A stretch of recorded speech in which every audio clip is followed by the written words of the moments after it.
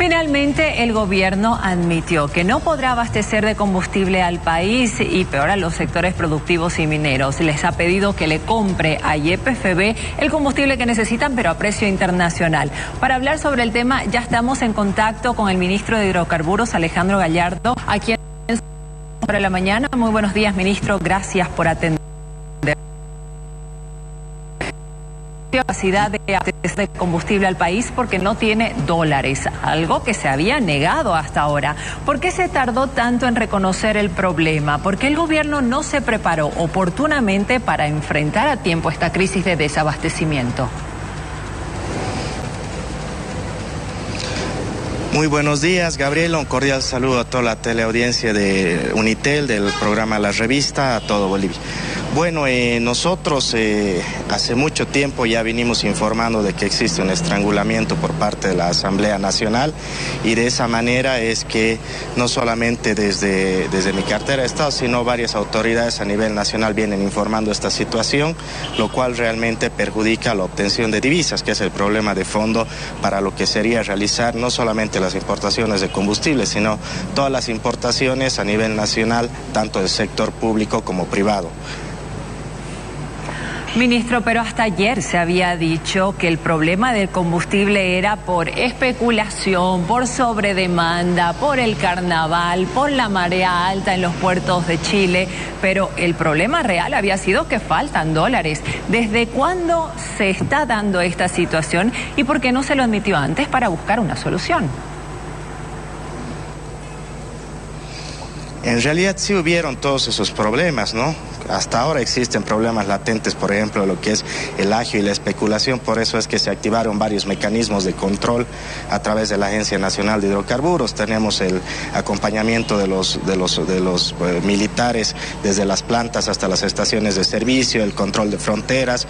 Se realizó una actualización de lo que es el programa BESISA con el fin de tener un mejor control y mediante algoritmos determinar el consumo específico por cada tipo de vehículo y de esa manera tener un control más exacto de los volúmenes comercializados. Y todas las otras situaciones igual fueron ciertas. Ahora obviamente el tema de contar con un stock limitado de divisas para lo que es las importaciones hace que YPFB tenga que tener operaciones al límite. Entonces cualquier situación puede generar alguna contingencia de manera inmediata. Como estamos trabajando al límite, entonces por ejemplo si se da un bloqueo, obviamente no tenemos los suficientes stocks para abastecer por mucho periodo de tiempo y ese tipo de situaciones. Pero sí hubo el tema de la mareada, sí los bloqueos obviamente afectan porque nos generan, nos arruinan todo lo que es la logística de transporte, distribución y comercialización de los combustibles. Entonces son situaciones que sí fueron dadas. Y ante esta realidad, ¿por qué no se libera la importación de combustible por completo? El precandidato Jorge y Tuto Quiroga, estamos hablando también de Branko Marinkovic, bajo las reglas actuales, YPFB está eligiendo a quién se debe comprar, con quién se debe trasladar este combustible y encima le cobran impuestos. ¿Por qué entonces no se cambia eso? Bueno, en realidad yo les invitaría a esos candidatos a que vean toda la normativa que existe, el Decreto Supremo 5218, 5271 y 5313.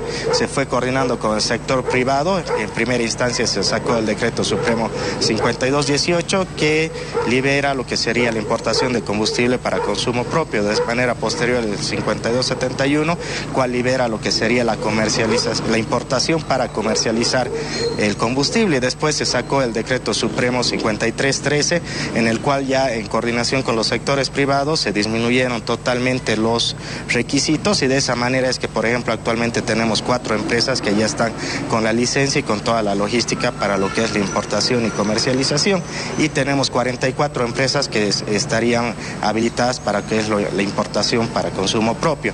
Entonces esa normativa ya está dada y más bien nosotros como gobierno estamos para gestionar y realizar todo el acompañamiento en las diferentes instancias para que los empresarios que quieran realizar este tipo de inversiones lo puedan hacer de la mejor manera y así también generar lo que sería el combustible para la comercialización a nivel nacional. 4 empresas, dice usted, ministro. Lo que queda claro es que es insuficiente porque las filas, se está viendo, son interminables en estos momentos. La ciudadanía, el transporte, los agropecuarios están siendo muy perjudicados por esta situación. Pero el precandidato Branko Marinkovic también decía ayer que no se da esta liberación total de la importación porque hay políticos y autoridades que se están viendo beneficiados del control del Estado en la provisión de combustible. ¿Qué dice usted? ¿Es posible eso?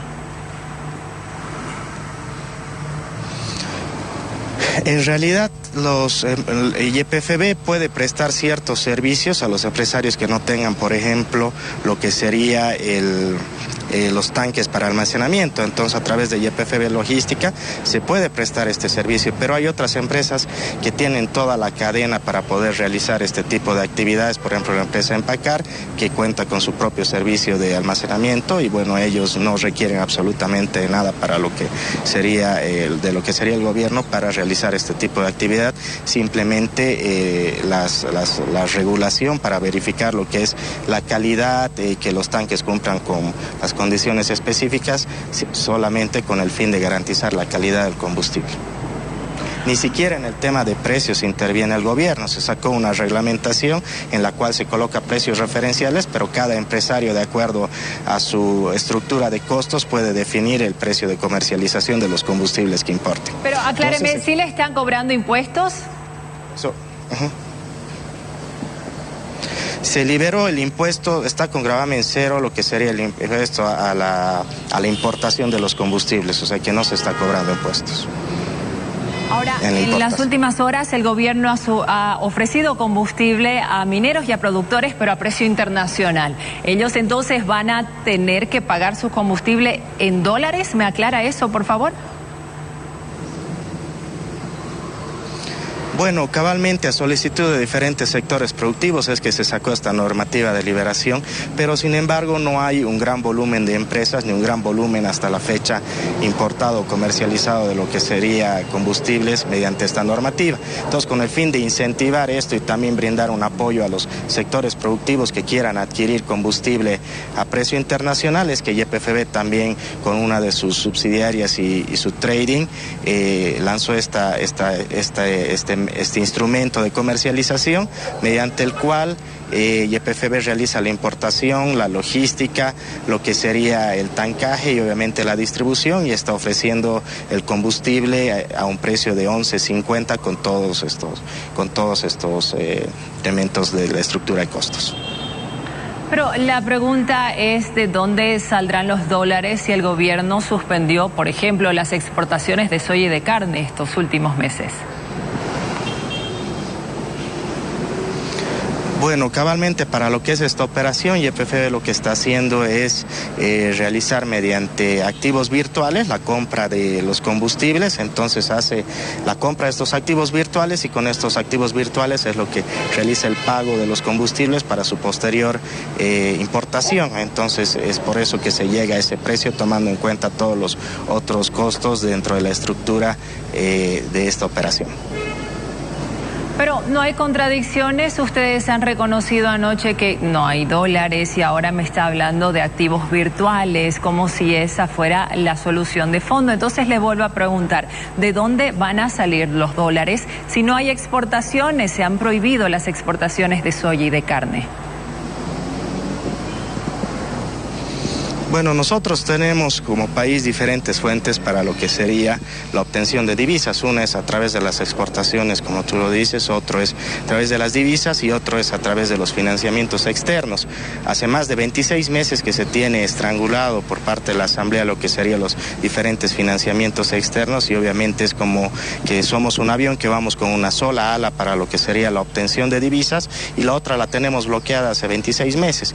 Y de esa manera, igual mediante diferentes operaciones financieras, es que se logró obtener las divisas para lo que sería las diferentes actividades de importación, no solamente del sector público, sino también del sector privado.